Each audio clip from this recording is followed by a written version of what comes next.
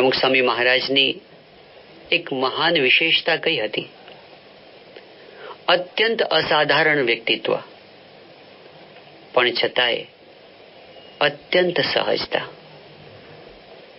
એમણે ક્યારેય આપણને એવું જણાવવા ન દીધું કે કેટલા મહાન વિભૂતિ હતા. આપણી જેવા થઈને આપણી વચ્ચે રહ્યા. એના જીવનની મોટી મોટી ઘટનાઓ પણ એમણે એટલી સહજતાથી જીવી બતાવી કે એમાં પણ પોતાનો ભાર લેશ પણ જણાવવા દીધો નહીં. એમણે ત્યાગાશ્રમ ગ્રહણ કરવા માટે ગૃહત્યાગ કર્યો, અત્યંત સહજ. કોઈ જાહેર સમારંભો નહીં, કોઈ જાહેરાતો નહીં. એમણે દીક્ષા ગ્રહણ કરી એ પ્રસંગ અત્યંત સહજ. બીએપીએસ સંસ્થાના જ્યારે પ્રમુખ તરીકે એમની વરણી કરવામાં આવી, એ પ્રસંગ પણ એમના જીવનમાં તો અત્યંત સહજ. જેવો સમારંભ પૂરો થયો અને તરત જ હરિભક્તોના એઠા વાસણ ઉટકવા લાગી ગયા.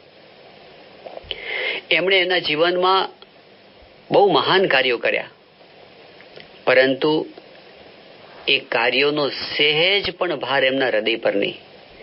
દિલ્હી અક્ષરધામનું આટલું ભવ્ય કામ ચાલતું હતું, હજારો ટન પથ્થરો પડેલા હતા, પરંતુ પ્રમુખ સ્વામી મહારાજ બોલતા, મારી છાતી પર એક કાંકરીનો પણ ભાર નથી.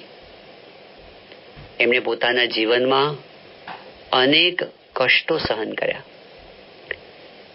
પરંતુ દરેક કષ્ટ એમણે એવી રીતે સહન કર્યા કોઈને ખબર પણ ન પડવા દીધી. શારીરિક કષ્ટોમાં પણ 92 વર્ષની ઉંમરે જ્યારે પેસમેકર મૂકવાની સર્જરી કરવામાં આવી, એનેસ્થેશિયા વિના એક હુંકારો પણ એમણે ન કર્યો, ત્યારે ડોક્ટરો પણ આશ્ચર્યચકિત થઈ ગયા, જણાવવા જ ન દીધું. એમણે હજારો લોકોના જીવનની અંદર રસ લીધો. એમણે વ્યક્તિથી માંડીને સમાજના એક એક ક્ષેત્ર ઉપર કેટલા મોટા ઉપકારો કર્યા, પરંતુ કોઈ દિવસ એમણે પોતાના ઉપકારનો ભાર જણાવવા ન દીધો. આજે એવા અસંખ્ય લોકો છે જેઓ અનુભવે છે કે આજે અમે જીવીએ છીએ કારણ કે પ્રમુખ સ્વામી મહારાજ. આજે એવા અસંખ્ય પરિવારો છે જેવું માને છે કે અમે ટક્યા છીએ એનું કારણ પ્રમુખ સ્વામી મહારાજ છે. આજે એવા કેટલાય ગામ છે જેઓ અનુભવે છે કે એમ ઊભા થયા એનું કારણ પ્રમુખ સ્વામી મહારાજ છે. પરંતુ પ્રમુખ સ્વામી મહારાજે ક્યારેય પોતાના કોઈ ઉપકારની વાત જાહેરમાં કે ખાનગીમાં કોઈને યાદ કરાવી નથી. સ્વામી બાપાના જીવનમાં આપણે અનુભવ્યું, ભગવાન એમનામાં રહ્યા હતા, એટલે એમના સાનિધ્યમાં દિવ્યતા અનુભવાતી, ચમત્કારો સર્જાતા, દુખિયાના દુઃખ ટળતા, સંકલ્પો પૂરા થતા. પરંતુ પ્રમુખ સ્વામી મહારાજે પોતાના જીવનમાં એક વાર પણ પોતે કરેલા ચમત્કારની વાત સ્વીકારી નથી. જ્યારે કોઈ એમને કહેતું કે સ્વામી આપના પ્રતાપે આ કાર્ય સિદ્ધ થયું, અશક્ય હતું, દર વખતે સ્વામી બાપા એ જ કહેતા, આપણાથી શેક્યો પાપડ ના ભાંગે.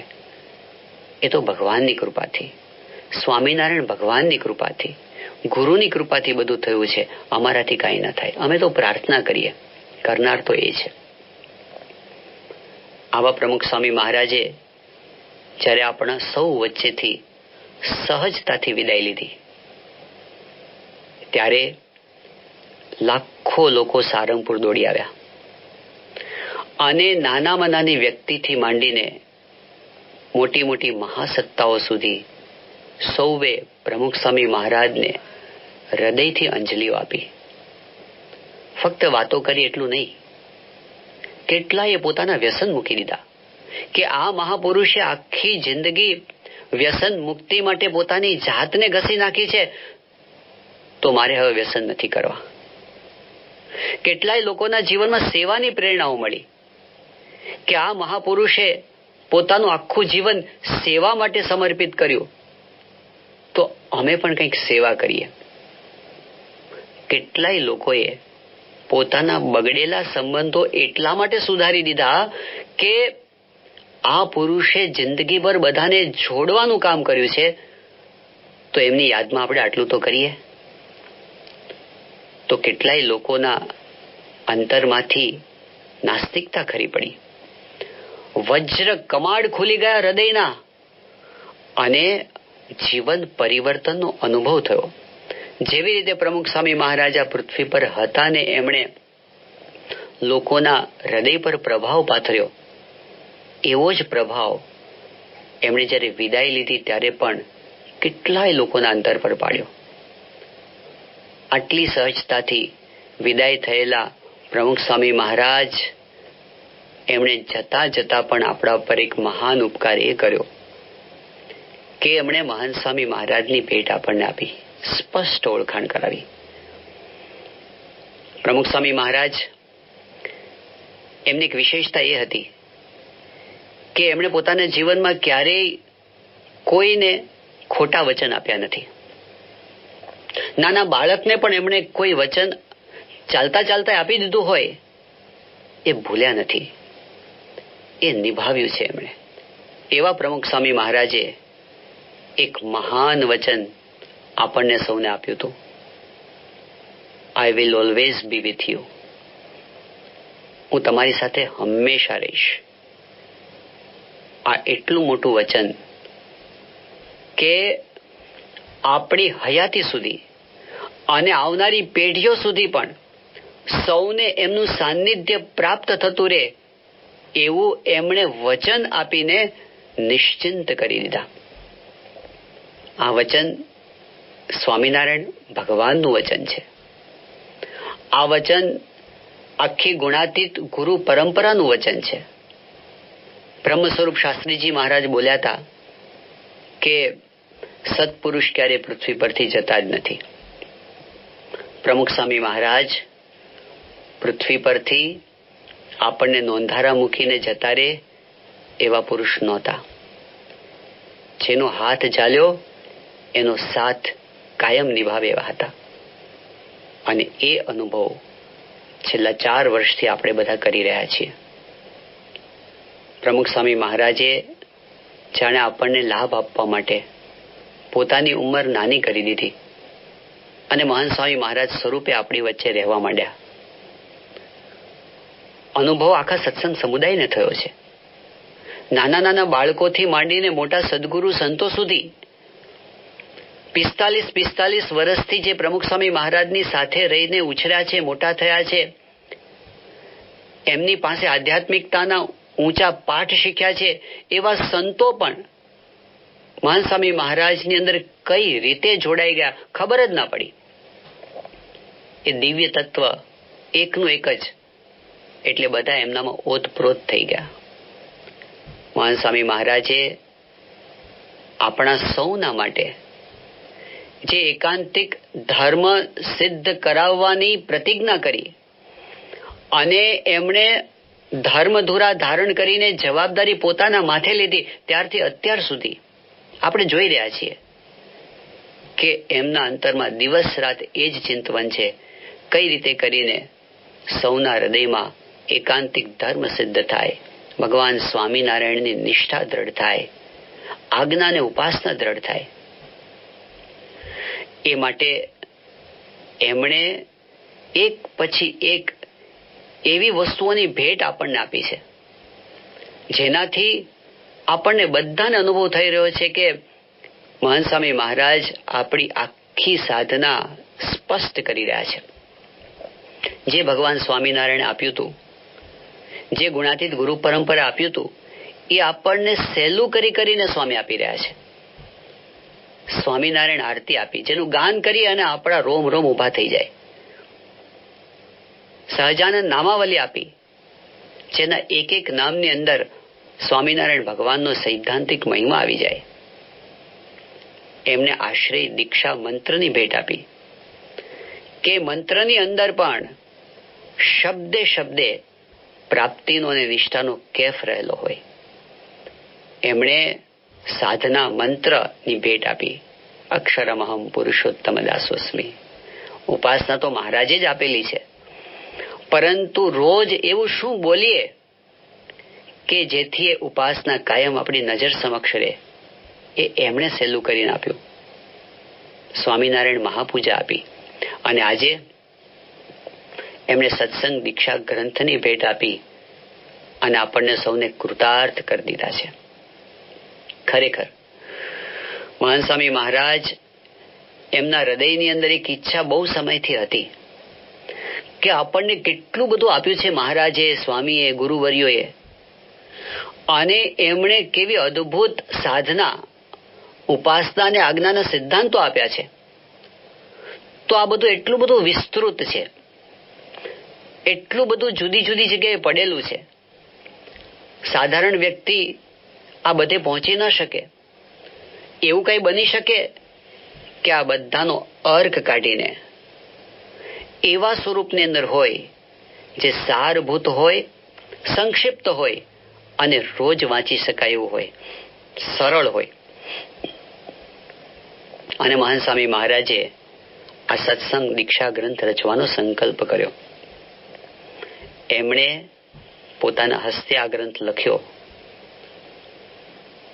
આ ઉંમરે, 87 વર્ષની ઉંમરે કોઈને આવો ગ્રંથ રચવાનો વિચાર આવે? એમણે વિચાર નથી કર્યો, એમણે જાતે લખ્યો.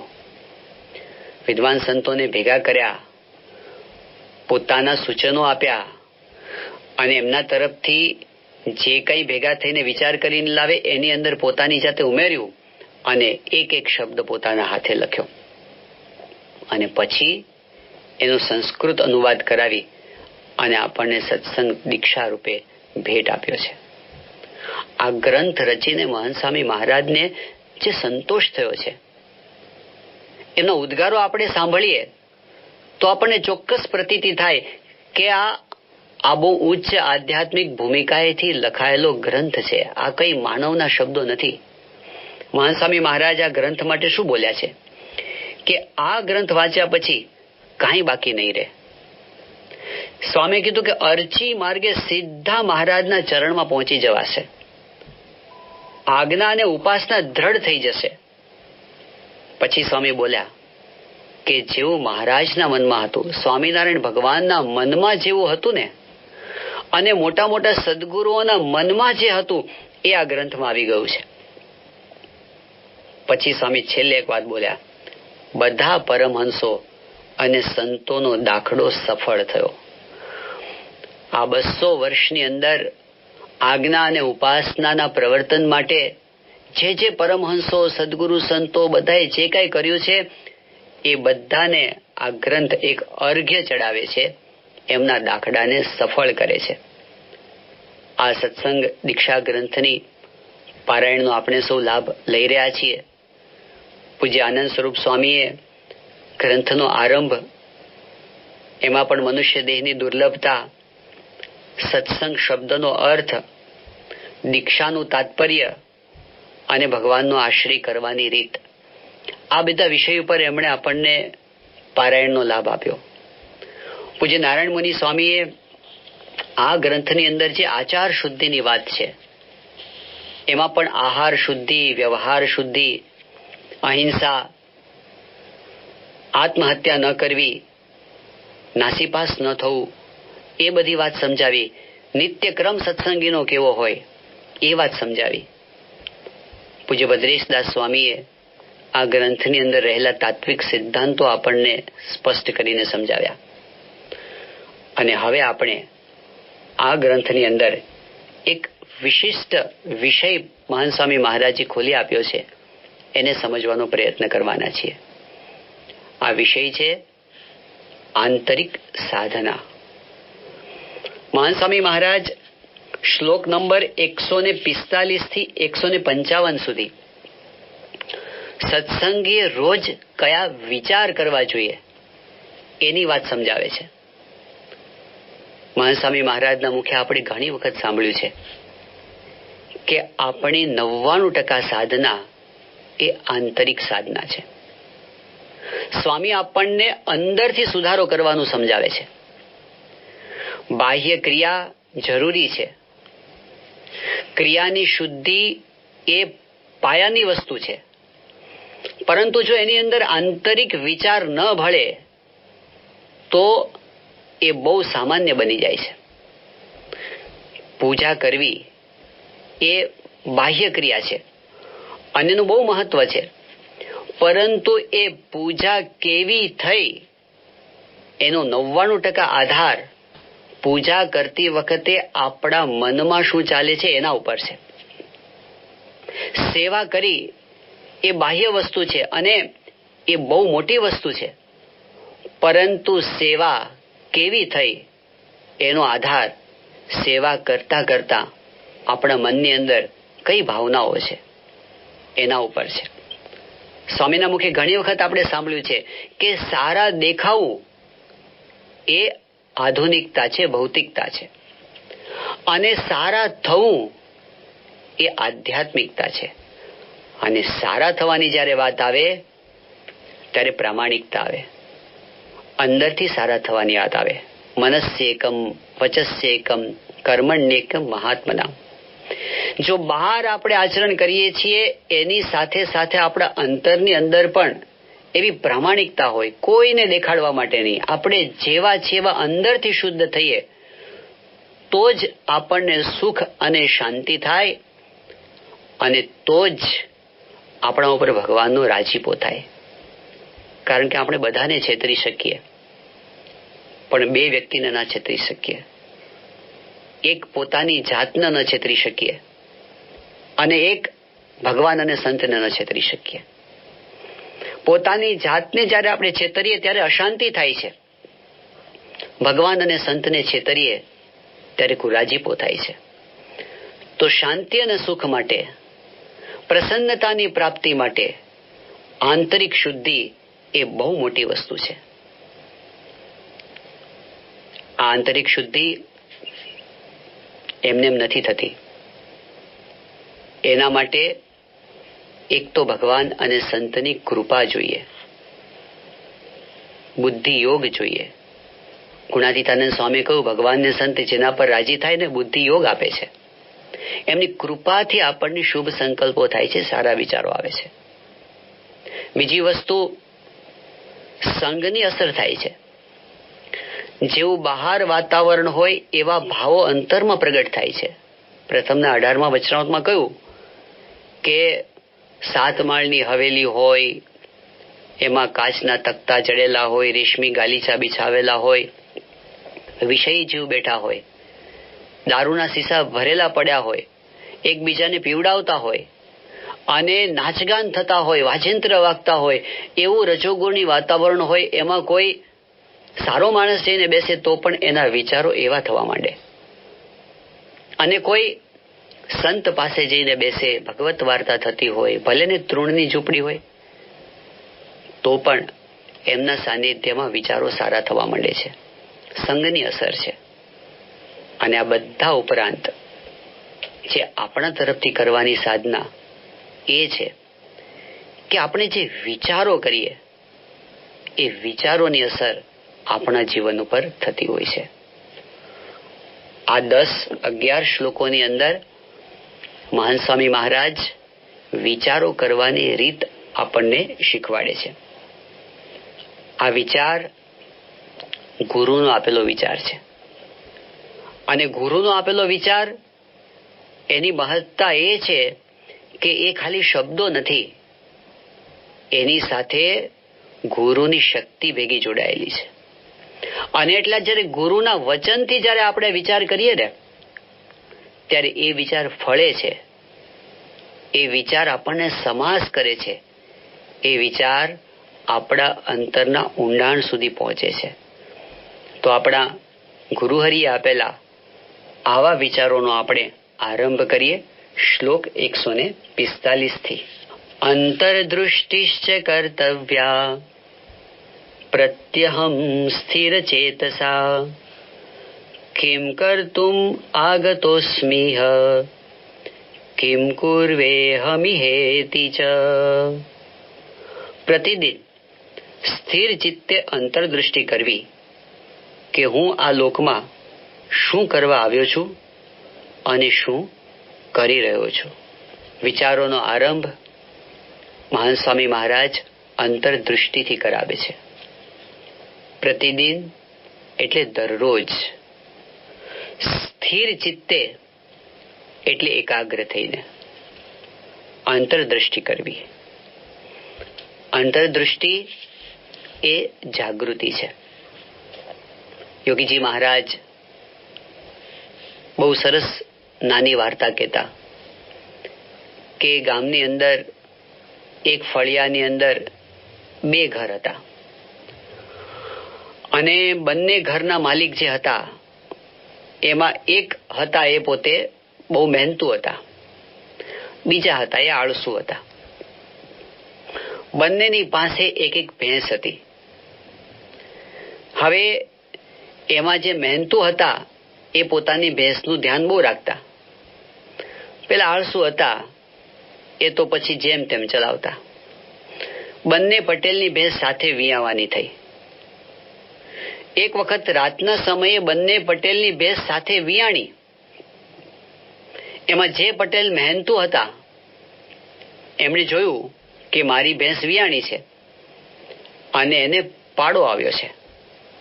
જે ઊંઘતા હતા એની ભેંસને પણ જોયું તો ત્યાં તો પાડી આવી હતી. જાગતા હતા એમણે શું કર્યું? પોતાની ભેંસ આગળથી પાડો લઈ ઊંઘતા હતા એની આગળ મૂકી દીધો. એની પાડી લઈને પોતાની ભેંસ આગળ મૂકી દીધી.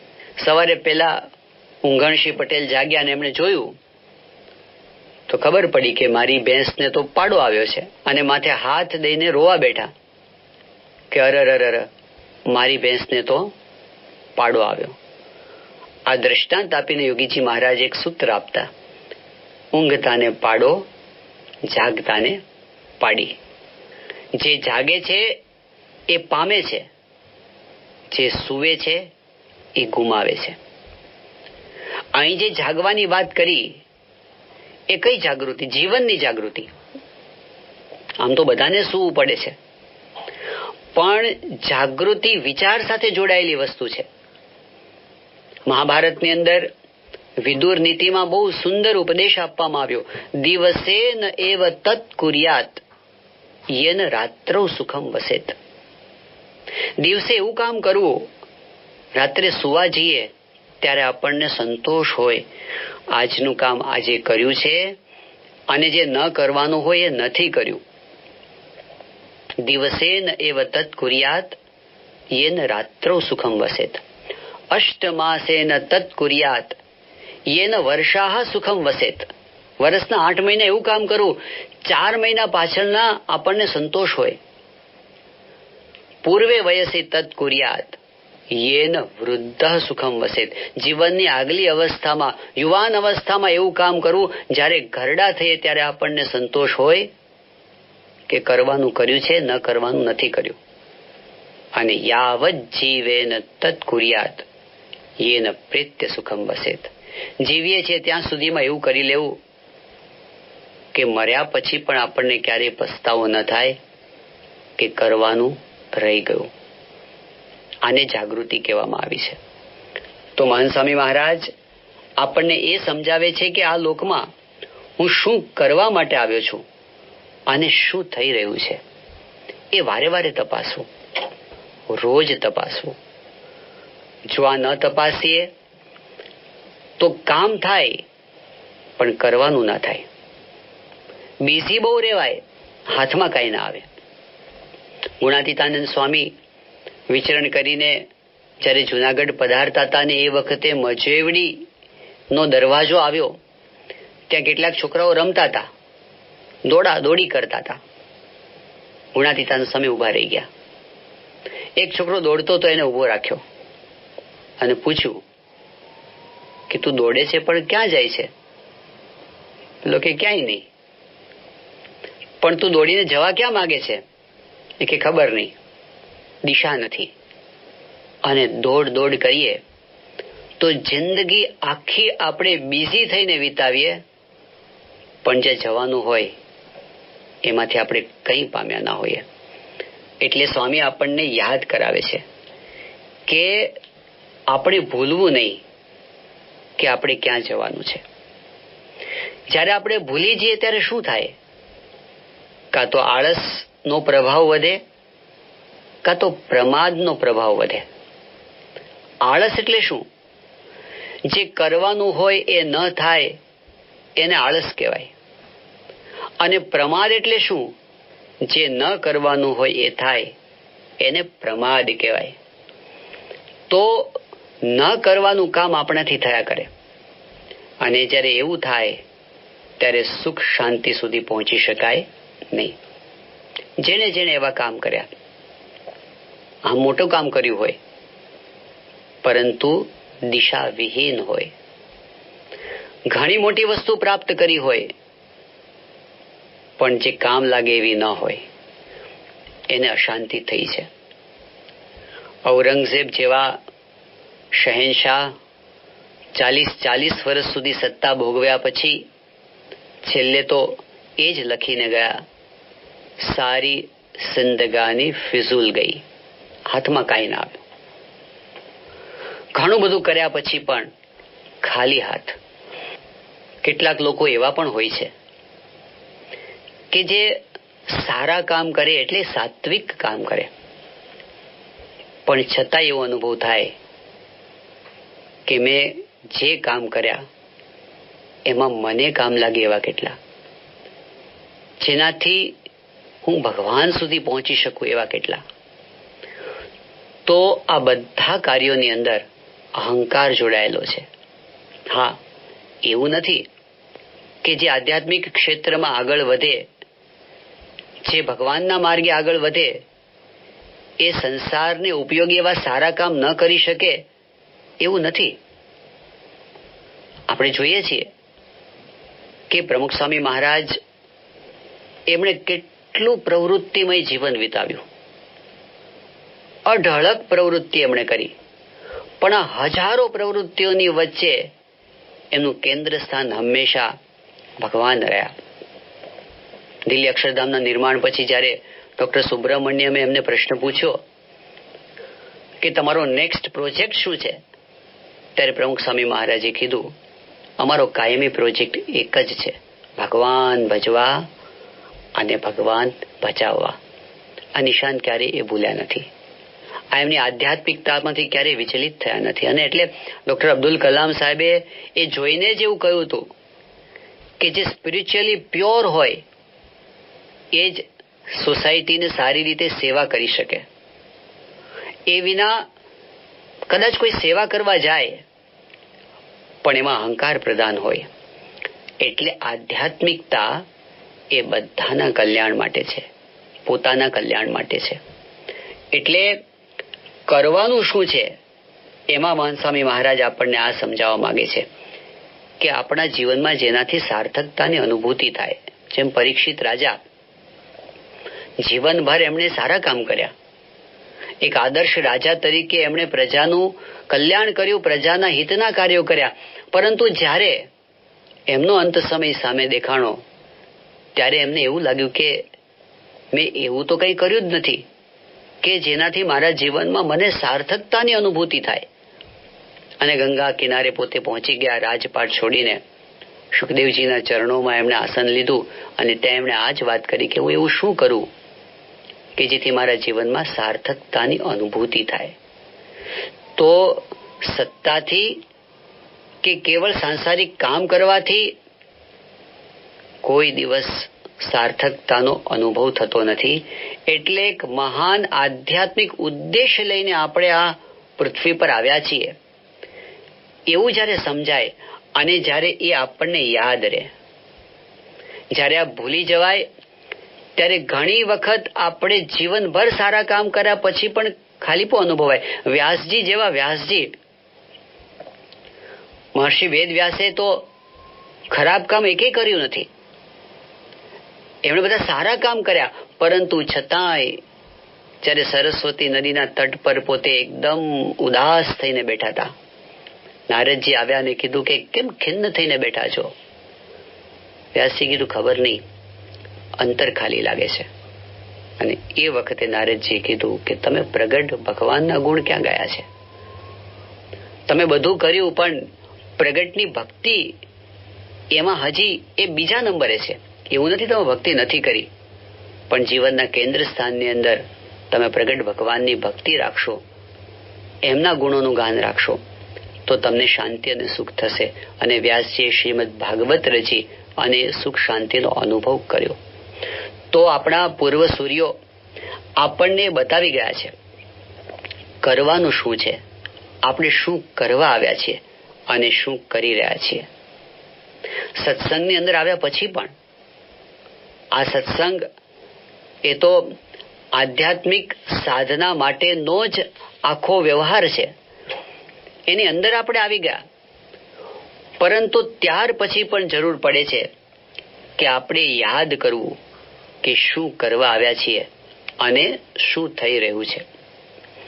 જો એ ભૂલી જવાય તો સત્સંગ કરતા કરતા પણ ડાયવર્ટ થઈ જવાય. સ્વામિનારાયણ ભગવાનના વખતના મહાન સંત પરમ ચૈતન્યાનંદ સ્વામી, એમણે એમના ચરિત્રથી આપણને સમજાવ્યું કે જીવનમાં એક સમય એવો આવ્યો, એ પોતે સિનિયર હતા, સદગુરુ હતા, ઘણું પ્રદાન એમણે કર્યું હતું, પણ જ્યારે એક વખત એમનું અપમાન થયું અને એકદમ પોતે દુઃખી થઈ ગયા, એ વખતે એક નાના સંતે એમને એવું કહ્યું કે સ્વામી, આપણે આ સત્સંગની અંદર ક્યાં માન મેળવવા માટે આવ્યા છીએ? જ્યારે આ વાત સાંભળીને પરમ ચૈતન્યાનંદ સ્વામીને ઝબકારો થઈ ગયો. એમણે કીધું કે સાધુરામ, આ જ્ઞાન તમે ક્યાંથી સાંભળી આવ્યા? એમણે કીધું ગોપાળાનંદ સ્વામી પાસેથી. પરમ ચૈતન્યાનંદ સ્વામીએ ગોપાળાનંદ સ્વામીનો સમાગમ કર્યો. એમના કરતા નાના હતા છતાં પણ એમની પાસેથી જ્ઞાન શીખ્યા અને પછી પોતે અંતરદ્રષ્ટિ કરીને બોલ્યા કે 12 વર્ષ ગુરુ રહ્યો, 12 વર્ષ સદગુરુ રહ્યો, પણ સત્સંગી તો આજે થયો. આજે મને એનું અનુસંધાન આવ્યું કે હું શા માટે આવ્યો છું. ઘણી વખત વર્ષો વીતી જાય પણ પાયાની સ્પષ્ટતા કરવાની રહી જાય. સત્સંગની અંદર આપણું સચવાય નહીં ને આપણને ખોટું લાગી જાય. આપણે શું કરવા આવ્યા છીએ?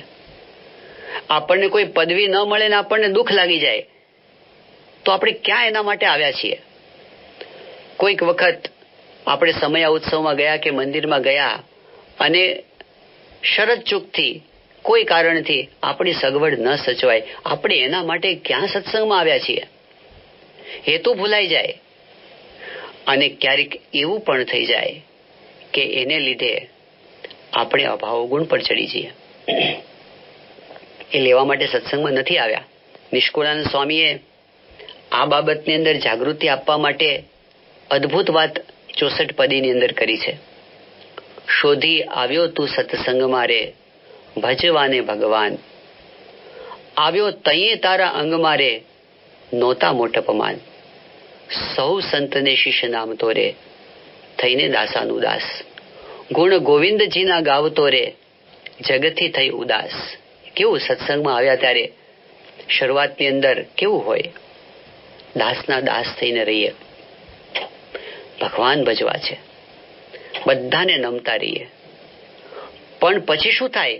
એ ગયું તારી ગાંઠને રે, બીજું પેઠું પાપ, લઈ લીધું લક્ષણ લાઠનું રે, અવળું કર્યું આપ. પછી તો એવું થવા માંડે કે અભાવગુણમાં પડી જવાય, બરોબરિયાપણું આવી જાય.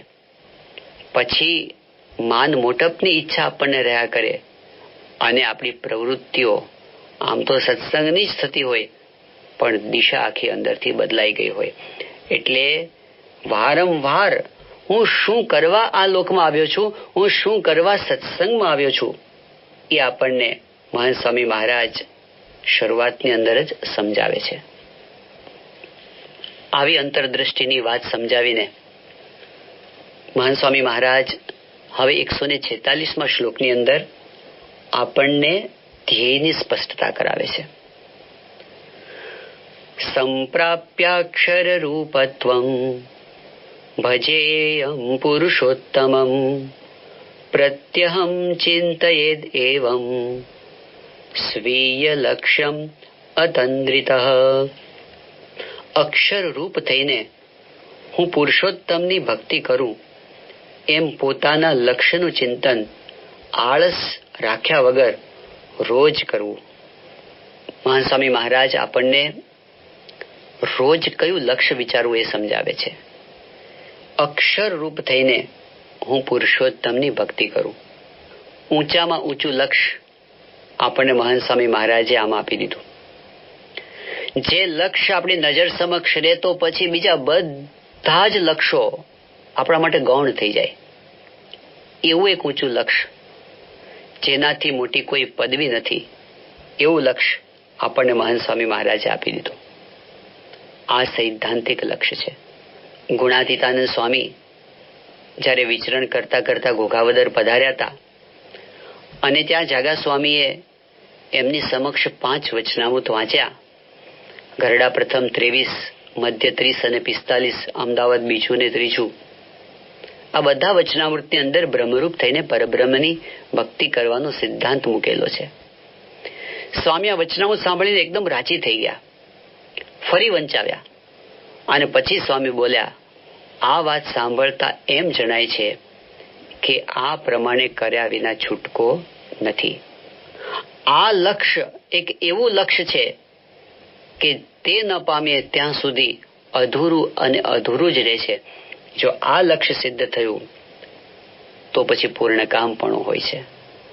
હું અક્ષર રૂપ થઈને પુરુષોત્તમની ઉપાસના કરું. કેટલું મોટું લક્ષ્ય, કેવી શાંતિ, કેટલી ભવ્યતા અને વિશાળતા.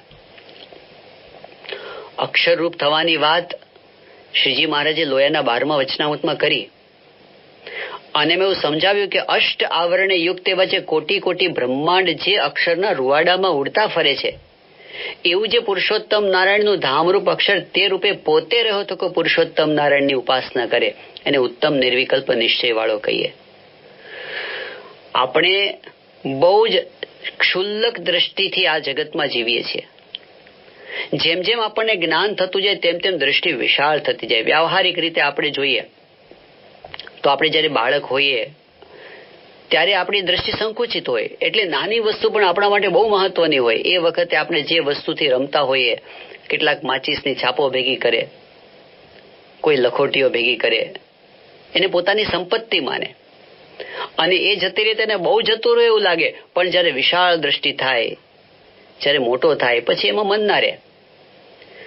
તો આ સંસારની અંદર જેમ જેમ મોટપને પામતા જાય તેમ તેમ દ્રષ્ટિ વિશાળ થતી જાય. નાની વસ્તુ નજરમાં ન આવે પણ કદાચ આ લોકમાં બહુ મોટપ પામે તો ક્યાં સુધી પામે? પૃથ્વીમાં જ્યાં દેખાય છે ત્યાં સુધી. દુનિયામાં સૌથી ધનવાન વ્યક્તિ થાય કે સૌથી વધારે સત્તાવાન થાય, પણ એથી શું?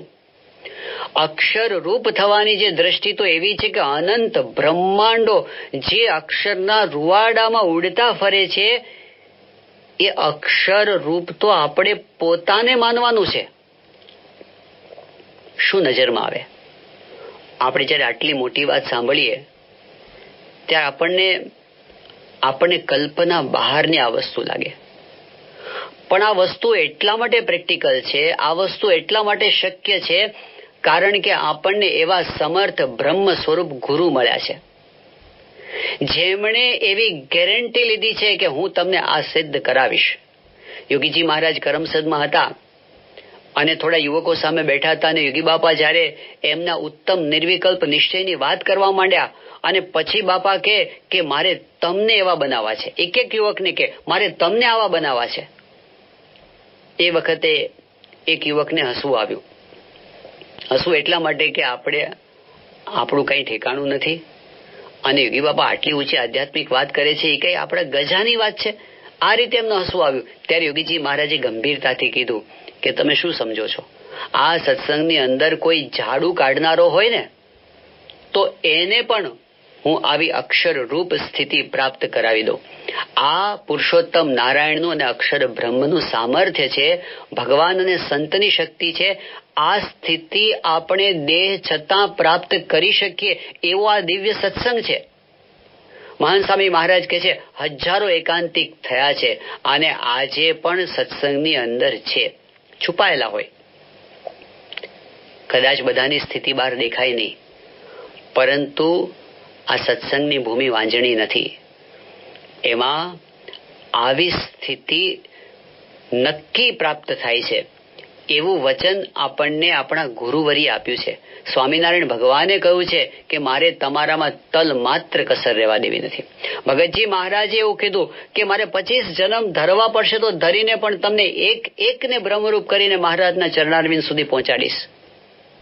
મહાન સ્વામી મહારાજને સાઉથ આફ્રિકાના એક હરિભક્તે ફોનમાં વાત કરી કે સ્વામી હવે બીજી કાંઈ ઈચ્છા નથી, પણ એટલું જ છે, બસ આ દેહ કરીને એકાંતિક ધર્મ સિદ્ધ થાય, નિર્વાસનિક થઈ જવાય એવી કૃપા તમે કરો. મહાન સ્વામી મહારાજ બહુ જાજુ બોલતા નથી, કામ વધારે કરે, બોલે ઓછું. મહાન સ્વામી મહારાજે એમની આ પ્રાર્થનાના જવાબની અંદર એક જ શબ્દમાં ઉત્તર આપ્યો. મહાન સ્વામી મહારાજ બોલ્યા, ગેરંટી. આ ગેરંટી આપનાર કોઈ સામાન્ય વ્યક્તિ નથી, આ લોકના પુરુષ નથી, એ ક્યારે ખોટા વચન આપતા નથી. તો એમના ચરણમાં જયારે આપણે બેઠા છીએ ત્યારે પછી આપણે સામાન્ય સંકલ્પો કરવાના ન હોય. નહીં માફ નીચું નિશાન. એમણે આપણને ઉચ્ચ નિશાન આપ્યું છે કે આપણે અક્ષર રૂપ થઈને પુરુષોત્તમની ભક્તિ કરવી છે. અને પછી સ્વામી કહે છે કે આ લક્ષનું ચિંતન આળસ રાખ્યા વગર રોજ કરવું. સ્વામી જાણે છે આપણને આળસ આવી જાય છે. પ્રથમના 20મા વચનામૃતમાં મહારાજે કીધું આ સત્સંગ એટલો બધો દિવ્ય છે ને કે કોઈ આત્માને જોવા માટે પ્રયત્ન કરે તો મહારાજ કે એને કયે દાડે પ્રયત્ન કર્યો અને પોતાના આત્માને ન દીઠો.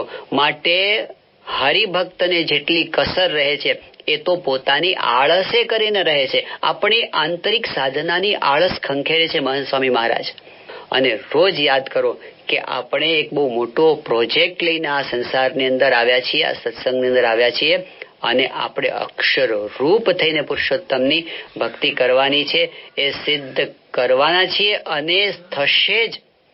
એક દિવસ એવો આવવાનો છે, કારણ કે આ સ્વામિનારાયણ ભગવાનનો સંકલ્પ મારે તલ માત્ર કસર રહેવા દેવો નથી, એ ખોટો થાય નહીં. આ ગુણાતીત ગુરુનો સંકલ્પ ખોટો થાય નહીં. એક દિવસ એવો જરૂર આવવાનો છે કે આપણે શુદ્ધ બ્રહ્મરૂપ થઈ ગયા હોઈશું અને મહારાજ સિવાય આપણા અંતરમાં બીજું કાંઈ જ નહીં હોય. અને આપણે એમની એકાંતિક ભક્તિ, બ્રહ્મ સ્વરૂપીની ભક્તિ એ આપણે કરતા હોઈશું. તો આ લક્ષ્યને રોજ આળસ છોડીને યાદ કરવું. હવે એ ધ્યેય સિદ્ધ કરાવનાર એક અદ્ભુત વિચાર સ્વામી ખોલે છે, એ છે પ્રાપ્તિનો વિચાર. મહાન સ્વામી મહારાજ પ્રાપ્તિના વિચારના રહસ્યો આ શ્લોકોની અંદર ખોલી રહ્યા છે. એની વાતો હવે આપણે આવતીકાલની પારાયણની અંદર જોઈશું. શ્રી સ્વામિનારાયણ ભગવાનની જય.